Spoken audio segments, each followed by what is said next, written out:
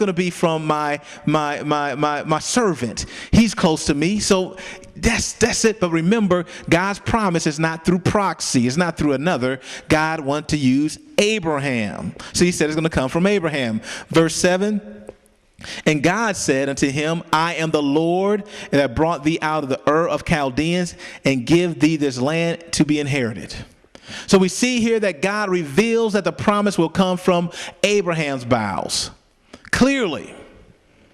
But let's look at some more. Let's look at verse 8.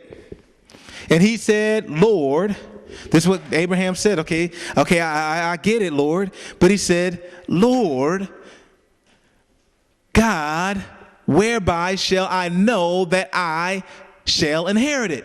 In other words, Lord, how do I going to know it's going to be inherited? In other words, he's asking for confirmation. Lord, I need confirmation that I'm going to inherit the land that I'm sojourning in, that I'm in right now.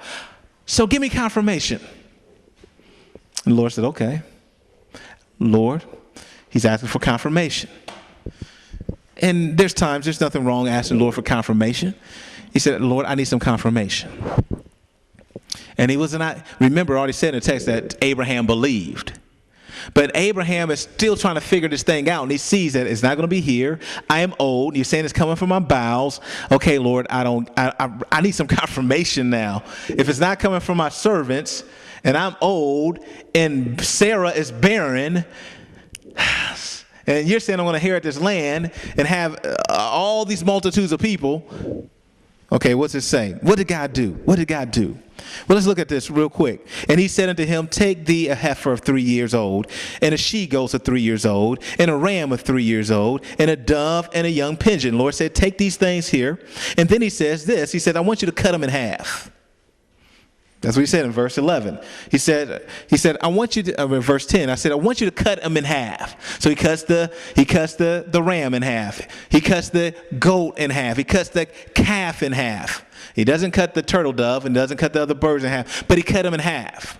Now, I want you to understand that this was actually a ritual that they used, ancient Israel used to confirm a covenant.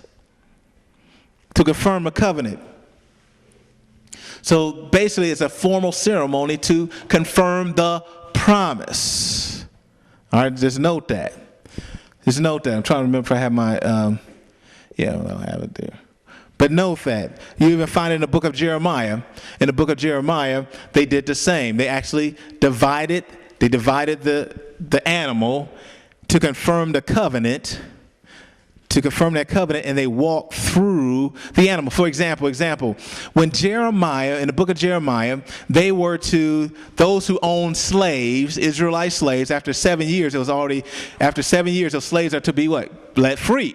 Well, at the time of Jeremiah, the people say they actually cut the animal in half and put the animal in this half and his half, and they walked through it to confirm to God that we will do that. Because the command was saying, hey, you need to give up your slaves, let them go free. And the owner said, okay, we'll do that. To confirm that covenant, they cut it in half, and they walked through the animals, okay? All right. But in that scenario, they broke the covenant because they let them free. The next day, they said, come back. So they broke the promise. So what you're seeing here actually is not just a sacrifice. Yes, he sacrificed. He had to sacrifice the lamb. They died. But you notice they didn't burn this. He didn't burn the sacrifice, but he cut them. And then you see in the next verse, another lesson we can learn from that. But in the next verse, it says what? And when the fowls came down and the carcass, Abram drove them away. So he just did what the Lord said do. He cut them in half. And then there's some buzzards coming down, and Abraham says, get away from us, get away. See, the thing is, we learn even from that, we cannot allow buzzards to come and mess up the promise. We cannot let buzzards of life come and try to mess up the promise that God has given us. You cannot let buzzards come and try to destroy the sacrifice that you've given to God to mess up the promise. The buzzards of sin that come down to try to mar your sacrifice, mar the confirmation. So remember again, Abraham asked for the confirmation. So Abraham understood that whole process. So he cut it and just let it be. because God has to confirm it. Abraham can't walk through it. Know why? Because Abraham can't fulfill it. So him walking through it does nothing. God has to walk through it to confirm the covenant. And this is beautiful right here. God has to walk through it to confirm the covenant. But what you see here, though, before God actually walks through it, the Lord reveals something to Abraham, which would actually make most of us faint after the promise is given. He said, you're going to be a multitude, you'll be a great nation, but most of us would say, ain't no way. God gives him a vision. As you continue to read on, I just have to summarize it, but God gives him a vision of the prophecy of the nation that all that's coming out of him, they're going to go through some trials. Of 400 years of slavery, 400. So he comes to him, he's in a vision, and there's darkness that covers him. And the Lord tells him, your people will be in 400 years of slavery. 400 years. So, and even in his mind, he's like, what? Now, most of us would be like, that don't seem like a blessing. That seems like a curse. But God revealed to him that, yes, you're going to have a lot of people, but it's going to be 400 years of slavery. In other words, that's what else to say. If you're sitting there listening to the vision, you're even in your mind, you're like, man, that's not going to be fulfilled. That covenant is not going to be fulfilled in my time. Boy, I'm not. This land ain't going to be in my land anytime soon.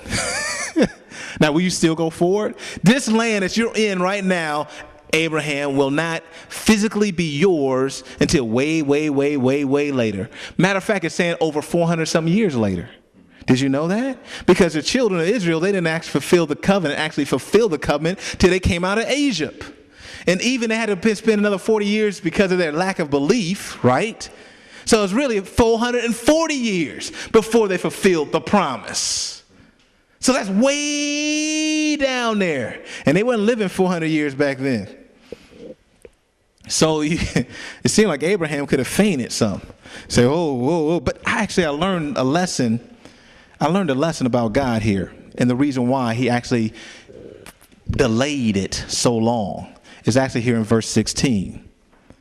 And God was telling Abraham this. He says, but in the fourth generation, they shall come hither again, for the iniquity of the Amorites is not yet full. So God was saying the reason why when Israel went into the Canaan, they were actually executing judgment that God has placed upon all the inhabitants of the land. They were executing judgment. God gave them permission to execute the judgment because their sins have become full. They have literally made a decision for or against Christ, for or against God. So the Israelites were just going in to execute the judgment when they were actually given permission to wipe them out. But remember, God is a merciful God, and there was the Amorites were still in the land, and God was revealing to Abraham that their sins are not full yet. In other words, they still got a chance. And could it be the reason why God had Abraham in the land of Canaan was to spread the good news about God, the Messiah, the Creator, to give everyone in the land an opportunity to know who God is? Could it be God had him sojourning throughout the land to reveal the truth of God, to let them know even later on, your time is going to be short. Your time is coming to an end. God is going to execute the judgment. And that's the same message we're to give today. God is going to execute his judgment. But it wasn't until years and years later. But notice now, after the prophecy is given, after God has given the prophecy of Israel being in torment or in slavery for 400 years, it says this in verse 17. Look at it. Remember, the animals are cut in half here, right? Animals are cut in half. Remember, the ceremony is about to happen now. The ceremony of the confirmation of the promise is about to happen. And this is good. And it came to pass that when the sun went down, it was dark. Behold, a smoking furnace and a burning lamp like a torch went past between the pieces. Now remember, I said again, when you walked through the middle of those animals that were cut asunder, you were confirming the covenant. But now we see what was coming past the animal's carcass. In between them, it was smoke and fire. It was smoke and a light. A smoke and what? And the light. The smoke representing the trials that they have to go through. But God is in that smoke as the light, saying, I am with you, confirming the promise to Abraham that this will happen, but you will go through some stuff, but I am with you wherever you go. Did y'all get that? Did you miss it? So the smoke represents the trial. The trial, not the trail. The trial. The burning lamp represent Jesus the light. Did you get it? Did you miss it? So God recognized that Israel would go through some trials. But God was telling Abraham during that time in that prophecy, but I'm going to be with your people as you go through this trial. And God is telling us the same thing today. I am with you as you go through your trial, because you will be in trial. And there's a reason why you have to be in trial in order to activate the promise. God was actually showing us right there, in order to activate the promise, you're going to go through some trial. You have to go through some trial, because that activates the character that's needed to go through it. I'm going to tell you what that specific character is in a little bit. The promise was confirmed, but not activated. Did you get it? Did you miss it? The promise was confirmed now, but still not activated. In other words, it's confirmed that I get that car, but still it's not drivable yet, because I still got to get in it and turn it on and drive it away. So now you can imagine Abraham, he gets confirmation. Of course, he's excited. And then it says, what did Abraham and Sarah do to try to activate the promise? And this is unfortunately what we all try to do. We try to figure it out. Say, I am going to activate the promise. So Abraham and Sarah, now they got confirmation, not activation. Did you get it? Did you miss it? They got confirmation, but not activation yet. So now you can see them all trying to figure it out. Abraham's telling, of course, his wife about the vision, and she's excited about it too. But remember, they're old. Now we can imagine it makes sense if they were 30 years old or 40 years old. It makes sense. Then they feel like they have many years. It's going to happen.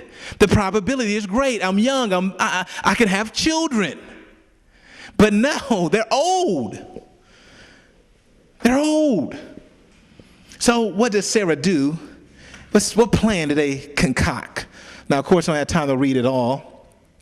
But you'll find this in Genesis chapter 16. And we've heard this story before. And so let's read the first few verses, though. Verses 1 through 2.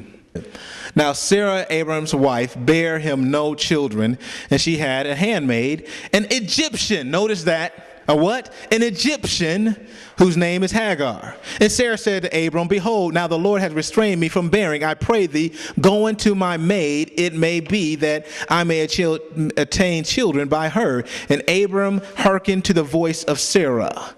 And Sarah, Abram's wife, took Hagar, her maiden, the Egyptian, the Egyptian, after Abram had dwelt 10 years in the land of Canaan. Remember, they're trying to do this themselves. And they take no regard into this woman is an Egyptian, of Egyptian lineage. The same Egyptian nation that worship other gods. The same Egyptian nation that worship the snake god, Satan himself. But she could have been converted, I don't know. But she is suggesting, and he is actually agreeing to this proposal. Because remember, didn't God say it's going to come from his bowels, from Abraham's bowels, right? That's what he revealed to him. So Sarah's figuring out in their mind, they're both working it out. So how are we going to do it? How are we going to do it, honey? Well, I think, and then Sarah comes up with the idea, okay, you know I'm old. I've been barren for so many years. What about my maiden? Now, of course, didn't Abraham have a choice? Abraham had a choice. He could have said, woman, what are you doing? You're talking like a fool. You know that's not right. That's not of God. That is breaking the commandments of God.